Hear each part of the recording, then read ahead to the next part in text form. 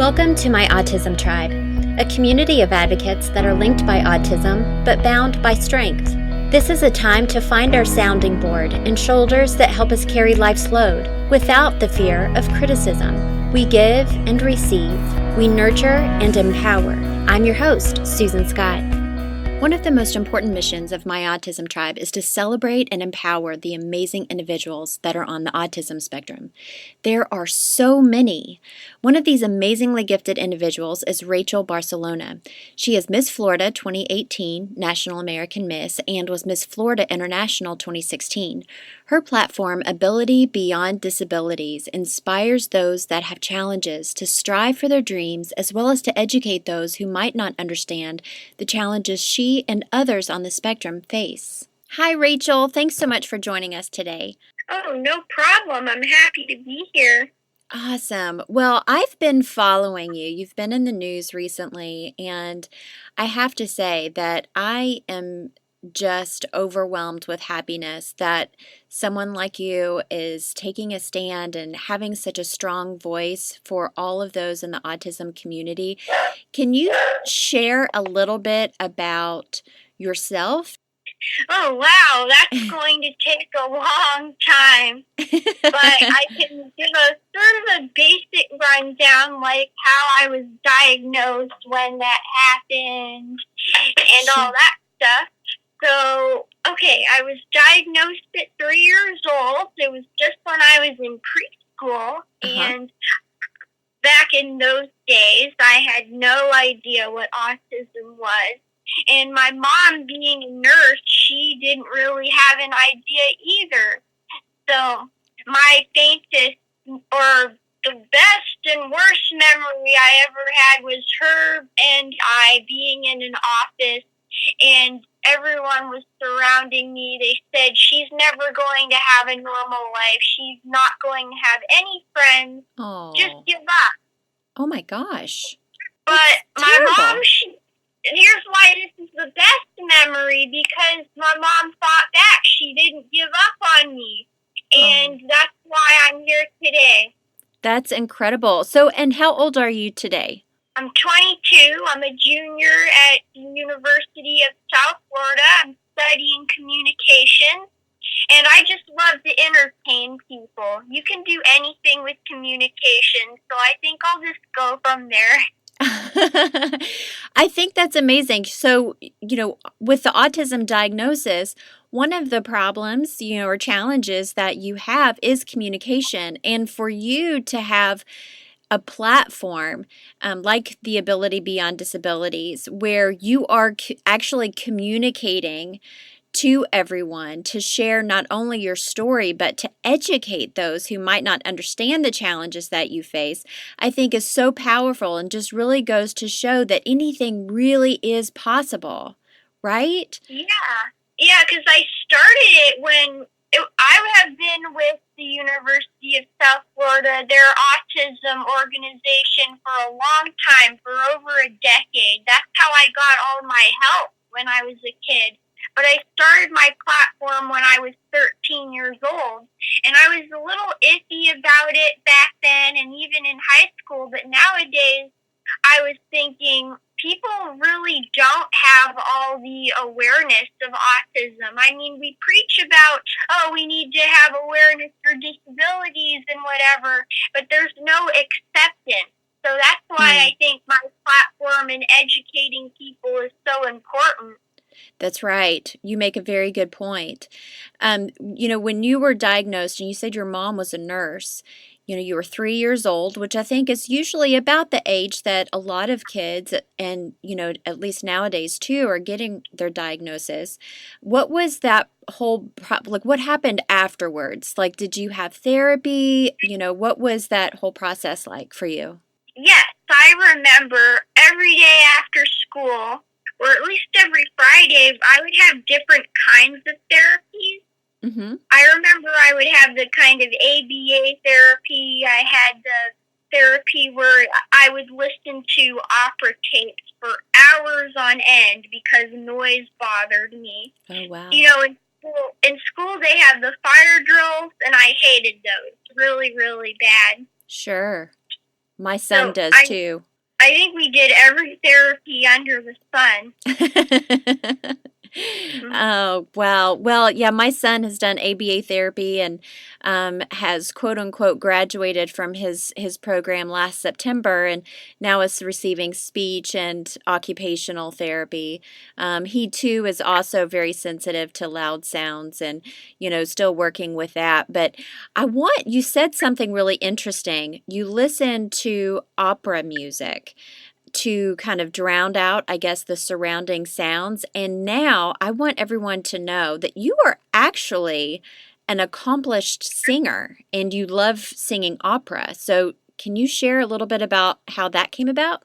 Yeah, I think this is what sort of gave rise to my idea that you can do therapy at home because I've listened to opera and my dad, he collects vinyls and he would show me these heavy metal vinyls.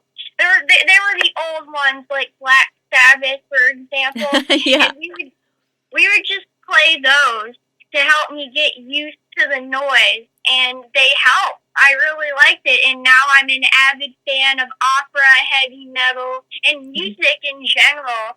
And I just love singing opera very much. It's very rarely that you hear someone say that they listen to opera and Black Sabbath. But I think it's so great. What was interesting is that part of your therapy is really kind of what you're passionate about now. Yeah. And so you've also served as a spokesperson for, like you said, the University of Florida, the Center for Autism and Related Disabilities. And then you've also been named ambassador for the Unicorn Children's Foundation. Can you explain to people what this foundation is and what their mission is and what your role as ambassador has been? Well, I'm with a lot of foundations, but primarily the Unicorn Children's Foundation. We raise money for families that have kids with autism, and if they can't afford certain services, we help them with that. Okay. That's so important too. And that's based in Florida where you currently live? It's actually based in Boca Raton. That's far away from where I live. Okay. And so this foundation, do they serve only Florida families or are they a national organization? I think we're working on serving other people, but as far as I'm concerned, it's just Florida for now. Okay. Okay. And hopefully that will grow too. I really don't know, to be honest, but I know that there's a lot of cool stuff that we're doing. But if you want to know about serving other people, there's another organization I'm with. It's called the Global Autism Project, and our mission is to serve those who are out of the country. Oh, wow. That is incredible. Yeah. So do people reach out to this organization or does this organization reach out to people, like trying to find people that they can serve? Well, our mission is to make sure that they actually want our help, because that's very important. You don't want to sort of be this savior to people and help them if they don't really want it or need it, because unfortunately, some people just don't want it. I've had that in my experience. There's a lot of autistic people that are proud of their autism, and they don't want advocates telling them any different. Sure. And unfortunately, and that's the same thing for around the world, because autism is not known in different parts. Like when I went to the Czech Republic, I was being sort of carted around to different locations because we had to go places. And the driver asked, "Is autism a hotel?" Oh, gosh. So that's really how bad it is, and that's why we have to do our thing. Yeah. That's why it's so important. But the most important thing is if they want help, we will do it. If they ask for it, that's our mission. That's a great point to make. There are so many gifts, and even though, autism definitely has its challenges, there are certain gifts that have to be celebrated as well. And you make a great point in that even though awareness has become a really big topic here, a lot of people are fighting for acceptance and inclusion as well, very rightly so. But we also have to be cognizant that not all people in the world are aware. And so, we have to make our voices stronger, not only here in the United States, but also globally. And people like yourself, they're just doing a really great job for that. You have had, with your international title, you made over, I think it said 300 appearances just with your title alone. And that, in and of itself, just having that title has allowed you to have a stronger voice and a presence with the communities, correct? Yes, it was really cool. I like it. Yeah. So are organizations reaching out to you? I know that I found your story online and I've been following you. Social media has been really great for that, of course. And I'm always looking for inspiration and ran across your story. And it was so powerful that I knew that I wanted to speak with you. How did you get into beauty pageants and what was that like? Oh, wow. It was sort of a social skills thing because more boys are diagnosed with autism than girls. So my mom, at a very young age, she decided, oh, let's put her in pageants and modeling because I wanted to do it. I just wanted a female friend. I was surrounded by boys. Oh, good. And my best memory was when I was looking at a camera and I was just posing in front of it, and I loved it. And I started pageants when I was 5 years old, and I stopped in 4th grade, but then I resumed them at 13 because I had severe depression at the time. Oh. Then my friend told me, you should do pageants again. So I did it, and then I just changed when I was on the stage. I knew this is where I had to be. That's incredible. Well, you are such a beautiful young lady. So it's no surprise at all that you've received, a lot of attention from that. I think a lot of times too, you have also been diagnosed with dyspraxia and epilepsy. How has this affected your diagnosis of autism and how has it affected your life and how have you been able to deal with that? Well, I think it's brought awareness to the fact that there are many comorbid things that can come with autism. As for dyspraxia, I had a lot of trouble with math. I had to retake it 3 times in college, which was not fun. Yeah. Well, and so did you have tutors with that? Yeah, I had a tutor from middle and high school that would help me a lot, and that helped me very much. That's great. Just to pass school, I needed that. Now, as far as the epilepsy goes, and you were 22 years old, do you drive or did you get your license? Actually, no, I do not drive, and because of the anxiety I have, I really don't see myself driving because it scares me. I don't want to be the one responsible for running into a car or being scared if someone cuts me off. It's just not for me. And I heard they're going to make self-driving cars soon, and there's even a bus service in my area that helps people with disabilities get around, and I will be using that. Sure. Well, that's great. And, there are just a lot of crazy people on the road too. So it's not necessarily you that would have, any worries. I would be worried about everybody else too. My son's 5 and I often wonder too, will he ever drive? And just things like that. He's young and it's still hard to know what the future looks like for him. But just speaking with people like yourself just, gives me hope too, because I see just how passionate you are and how happy you are, now. And when you were 13, you said that you struggled with depression. Where did that depression stem from? Was it, from your diagnosis, or can you tell me about how you felt at that time? Well, it's been going on for a long time, and it stopped when I was right now, actually. Mm-hmm. But I think it was the whole idea of not fitting in. I went to a Christian school, and they just had no idea what autism even was. Mm-hmm. I think that's why it was, because I always got bullied and was even called the devil's daughter. Oh my gosh. Yeah, my mom knows about that, and I just didn't like that. I could write a whole book about what happened, but I prefer to just think what's in the past is in the past, and you need to move forward, Those experiences in your past, some of those memories, those bad things that happened, and I think it's an important lesson for everyone. We can use that for good. It's made you be a stronger person, and it's those stories you can use in part of your advocacy. It is not all right to bully people, no matter if you have a diagnosis or not.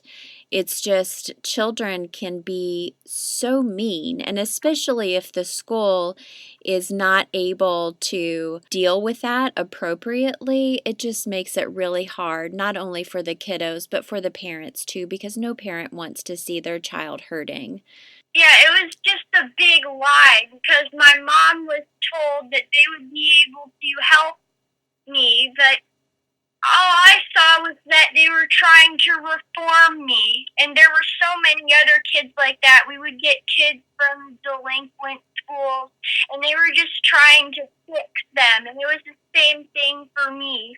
I was always put in those little rooms with all those other kids because they were trying to be fixed, and I just didn't think that was right. Sure, because you're not to be fixed, right? It's just you're beautiful the way that you are, and we have to embrace that beauty in difference. You said you were a junior, so you're going to be graduating here in about a year. And what do you want to do after you graduate? Oh, wow. Well, I think I'm doing a lot of things right now, but I think after I graduate, I'm going to keep working hard. I really want to get a book published. I'm working on it right now. Mm-hmm. Can you share a little bit about that? Yes. My debut novel is set in the Victorian era, and my main character has a form of autism, but she's on the lower end. She can't talk. Uh-huh. Did you know how there's people with autism, they start talking and then they lose it? Sure. And that's what she has. But I was sort of thinking one day, what would it be like if someone was in the Victorian era and they had this? What would it be like? How would people view them? Mm-hmm. And there's so many non-speaking autistic individuals. They communicate through the technology we have now. Sure. But people in the Victorian era obviously didn't have that. And the fine motor delays in their hands, they couldn't write on paper. Because you think, oh, they could just write. No. You're so right. I think this book will teach so many people to be grateful for what they have. Absolutely. It's a book for everyone. I think so. I'm trying to make it for everyone because it's so easy to get caught in a niche. I try to do what Stephen King does. Mm-hmm. He says that his books are like an equivalent of a Big Mac and fries. Something that everyone likes, I love that. You are so funny. So, do you have a title for this book? Yes, it's called The Silence of Sylvia Kane. Ooh, that sounds really interesting. I love the title. That's really cool. I'm working hard on it. It's because writing's very difficult, especially when you're doing so much. But I always tell myself, you gotta write. Don't be lazy. Yeah, well, and it's a great way to express yourself, and I think that the book will do amazing things for your platform and for others that read it too. It would be really cool if it got turned into like a movie. I mean, this sounds like a movie, really. Oh, that would be my dream. And if you could act in this movie, maybe you could be Sylvia Kane. Maybe. I mean, I'd probably be too old for it, but if I could get a girl who suits my vision, that's all I want. Sure. If there's one thing that you could share about autism, I know that this is kind of putting you on the spot, but what's one thing that you would say to people that are on the autism spectrum? Well, I would say that be proud of who you are, because I come across so many autistic people who wish they were normal, but that there's really no such thing as normal. And I know I went through that phase in my life where I wanted to be just like everyone else, but you should be your own you, or else who are you going to be? Just a cardboard cutout of everyone else. Oh, you are wise beyond your years, for sure. What's one thing that you would say to just the entire autism community, for those that are not on the spectrum but want to learn more about it? What would you say to them? Well, for those in and out of it, I would say that awareness is really not going to do anything, and it's kind of problematic even. Awareness only creates the image that we know that autistic people and people with disabilities are there, but it sort of gives people this sort of wary perception of, oh, we should fear that person. We need to be preaching acceptance, not awareness, because acceptance brings people together. Oh, yeah, I think you're absolutely right. I always tell people, and maybe this is the wrong thing, you can let me know, because I definitely want to learn from you. I always say, you made the point when you were in the Czech Republic that people weren't aware of really what autism was. They thought maybe it was even a hotel, which I think is really sad. But I think that acceptance can be taught through awareness. So when the word autism is brought up, then we can also educate about acceptance. But we have to have awareness before acceptance. Is that the wrong way to think? What's your opinion on that? I don't know. When I said they thought it was a hotel, I think it can help for people who have no idea, because some people think it's a hotel or a dessert, or that it comes from evil spirits. I know in China there was this one mom, her son fell on his head, and she thought that caused his autism. So I think maybe we could teach people how it happens, that maybe it doesn't come from a certain place, and how we can accept people. Right. Well, and this is what the Global Autism Project does. We teach awareness through acceptance. Thank you for sharing that. No problem. I will continue to follow you. I'm so very proud of you, and just know that you have a tribe of people here that are just clapping for you and patting you on the back and cheering you on. And I know that you're getting ready for Miss Florida, and you're on your way for that, and we couldn't be prouder of you. And you definitely have our support. Oh, thank you very much. All right. Well, thanks so much for joining us, Rachel. Oh, I enjoyed it. I love it. Education is so important, and what better way to be educated than through the voices of individuals like Rachel? It's so powerful to hear their strength and their passion. Thanks to everyone in My Autism Tribe, today and always.